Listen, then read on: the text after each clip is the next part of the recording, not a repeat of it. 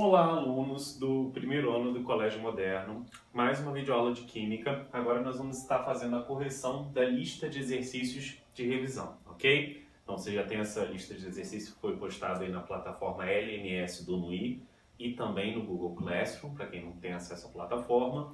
E agora a gente vai estar lendo e corrigindo essas questões. A primeira questão fala o seguinte: o ácido nítrico é um dos ácidos presentes na chuva ácida, formado a partir da queima de combustíveis fósseis, como gasolina, por veículos automotivos. A seguir, tem-se as características desse ácido numa tabela. Então, projetei aqui a tabela, onde eu tenho a propriedade, odor do ácido nítrico, forte e irritante, densidade, 1,504 gramas por centímetro cúbico, e corrosividade, é muito corrosivo. Classifique as propriedades em físicas, químicas ou organolépticas. A gente tem que lembrar um pouco o que são propriedades físicas, químicas e organolépticas. As propriedades físicas são aquelas que são observadas pela ação térmica ou mecânica, né? Então, temperatura de fusão, temperatura de ebulição, densidade. As propriedades químicas são as propriedades relacionadas a reações químicas, corrosividade, corrosibilidade, combustibilidade, e as propriedades organolépticas são aquelas que impressionam os nossos sentidos. Então seria o cheiro, certo? A cor, a textura, tá bom? Tudo isso seriam propriedades organolépticas. Bom, aqui nós temos a primeira, que é o odor. O odor seria uma propriedade, como impressiona o nosso olfato, que é um dos nossos sentidos, organoléptica.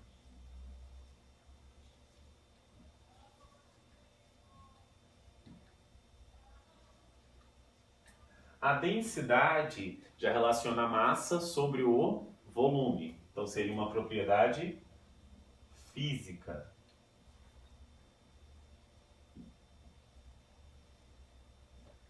E a corrosividade está relacionada ao poder de corrosão de um material. Corrosão é um fenômeno químico. Então essa daqui seria uma propriedade química. Ok, galera? Tudo bem? Vamos agora à nossa questão 2. A questão 2 diz o seguinte: em uma indústria, um operário misturou inadvertidamente polietileno, PE, policloreto de vinila, PVC, e poliestireno, PS, limpos e moídos. Para recuperar cada um destes polímeros, utilizou o seguinte método de separação. Jogou a mistura em um tanque contendo água de densidade igual a 1 grama por centímetro cúbico, separando então a fração que flutuou, fração A, daquela que foi ao fundo, fração B. Depois recolheu a fração B, secou-a e jogou-a em outro tanque contendo uma solução salina, de densidade 1,10 grama por centímetro cúbico, separando o material que flutuou, fração C, daquele que afundou, fração D.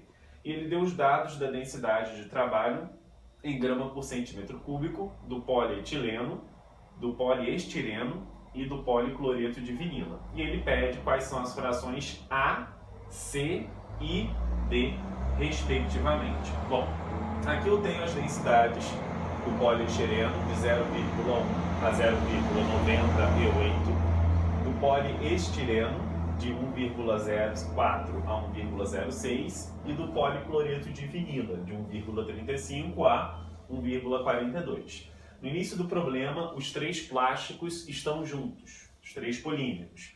Quando eu coloco aí a água destilada, que tem densidade de 1 grama por centímetro cúbico, a gente percebe que uma fração flutua e outra afunda. A fração que flutua vai ser aquela fração que tem densidade menor do que 1. Porque nós sabemos que quando tem duas ou mais substâncias no mesmo sistema, aquelas que flutuam são aquelas que têm menor densidade. Aquelas que afundam são as de maior densidade. Então, dentre esses três plásticos aqui, o que vai flutuar será aquele que tem a densidade menor do que 1, que seria o poliestireno. Então, a fração A é de PE. Certo? Polietileno. Agora, não sei se eu falei poliestireno ou polietileno. Vamos lá. Agora, a fração B vai ser todos os outros que afundam. Então seria o poliestireno e o policloreto de vinila. Então aqui PS e PVC. Essa fração B, que tem esses outros dois polímeros, eu adicionei a uma solução salina de 1,10 grama por centímetro cúbico. E aí o PS, que tem a densidade menor do que 1,10, ele vai flutuar, seria a nossa fração C, poliestireno, enquanto que o PVC ele vai afundar, seria a nossa fração D. Ele quer saber quais são as frações A, C e D. Então, fração A, polietileno, fração C, poliestireno e fração D, policloreto de vinila. A alternativa que tem esta resposta aí, PE, PS e PVC, seria a nossa letra A. Então, aqui, letra A. Ok? Bom, vamos para a próxima questão, que é a questão 3. E diz o seguinte: o aquecimento global já apresenta sinais visíveis em alguns pontos do planeta. Numa ilha do Alasca, na aldeia de Chimarete, por exemplo, as geleiras já demoram mais a congelar no inverno, descongelam mais rápido na primavera e há icebergs. Desde 1971, a temperatura aumentou em média 2 graus Celsius. Baseado no texto acima, responda. Letra A. Quais os nomes das mudanças de estado mencionadas no texto acima? Então, tem dois verbos aí que caracterizam bem essas mudanças de estado. Congelar e as geleiras descongelam. Congelar é a passagem do estado líquido para o estado sólido. Então, aqui seria solidificação.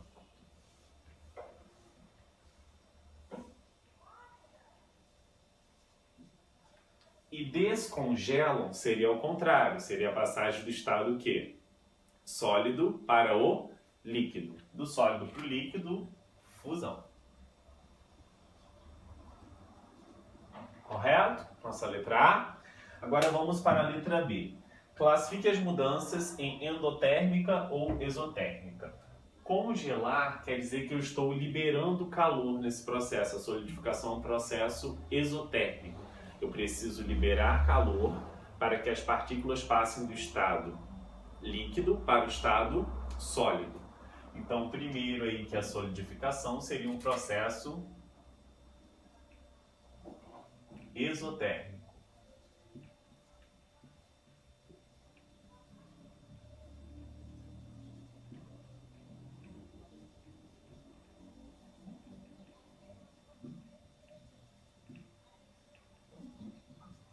Agora, a fusão já é o contrário. As partículas que compõem o material elas precisam absorver calor para passar do estado sólido para o líquido. Então, fusão endotérmica.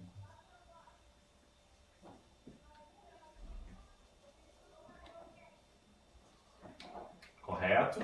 Tudo bem? Sim? A caneta está aqui, ó, soltando tinta. Então agora nós vamos para a próxima questão, que é a questão 4. Deixa eu só acender isso aqui, que a minha mãozinha ela esbarra e apaga. Vocês sabem que eu tenho um pouco de toque.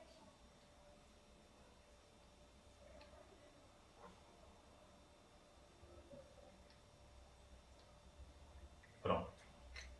Vamos lá. A questão 4 fala o seguinte: o quadro apresenta exemplos de combustíveis empregados em residências, indústrias e meios de transporte.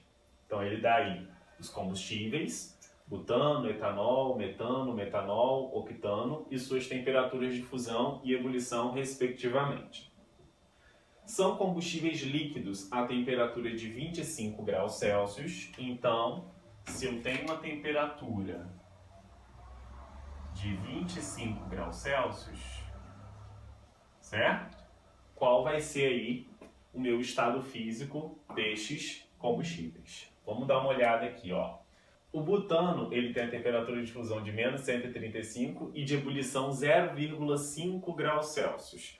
Então quer dizer que a temperatura que ele está submetido, 25 graus Celsius, eu já ultrapassei a fusão, então já ocorreu a fusão, e também já ultrapassei a ebulição, então também já ocorreu a ebulição. Então quer dizer que o butano vai estar no estado gasoso.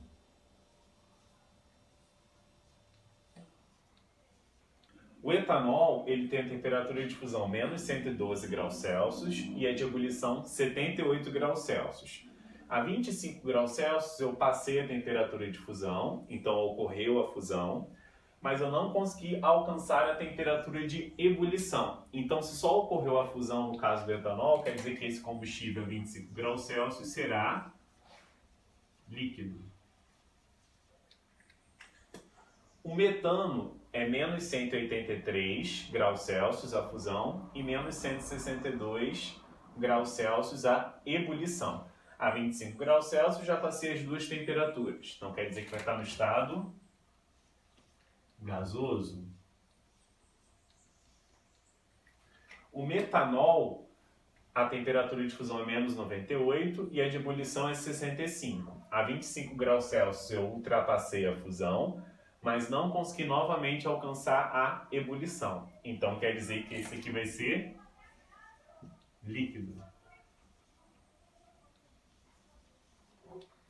E o octano, a temperatura de fusão é menos 57, a de ebulição é 126, a 25 graus Celsius eu passei a fusão, mas não passei a ebulição. Então aqui também será líquido. Logo, nós temos que ver aí qual a alternativa que corresponde a esses três que estão líquidos: etanol, metanol e octano. A alternativa que corresponde a isso, etanol, metanol e octano, é a letra B de bola.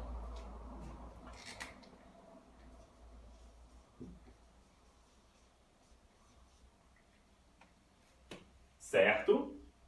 E agora nós vamos para a nossa última questão aí, nessa parte 1 do vídeo, tá? Que é a questão 5.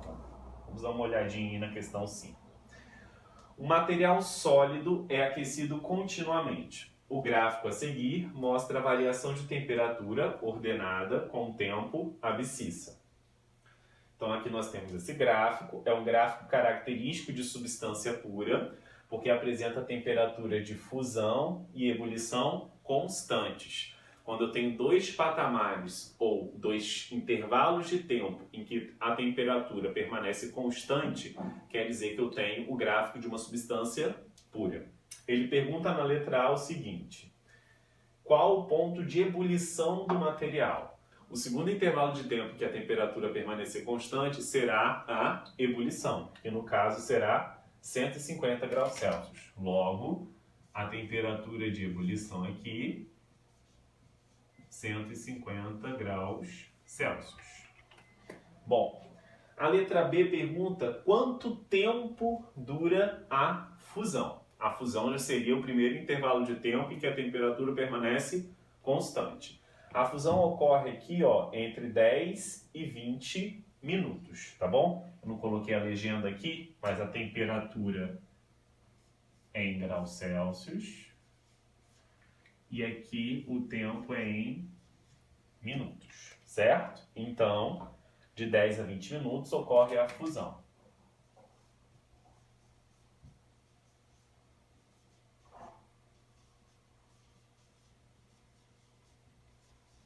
E a letra C, classifique o material de acordo com o seu comportamento durante a fusão e a ebulição. Como eu tenho dois intervalos de tempo em que a temperatura permanece constante, esse material será classificado, como eu disse no início, como substância pura.